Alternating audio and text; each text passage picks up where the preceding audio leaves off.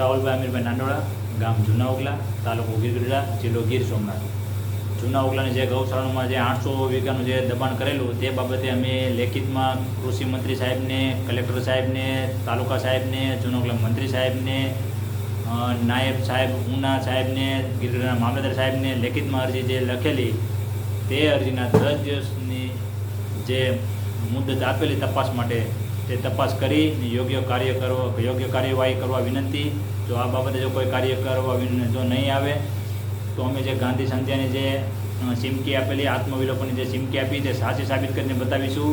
અને આ જે જગ્યાનું ગૌશાળા જે છે તે મારફક રીતે જૂનાગઢના સરપંચશ્રી સાહેબે, મંત્રી સાહેબે, તાલુકાના સાહેબે 5,000-10,000 રૂપિયા લઈને જે વેચી માર્યું તે દબાણ દૂર કરી યોગ્ય કાર્યવાહી કરવા વિનંતી. એવી આપ કલેક્ટર સાહેબ પાસે આશા, તાલુકા સાહેબ પાસે આશા, જૂના ઓગલાના મંત્રી સાહેબ પાસે આશા, મુખ્યમંત્રી ભૂપેન્દ્ર પટેલ સાહેબ પાસે આશા.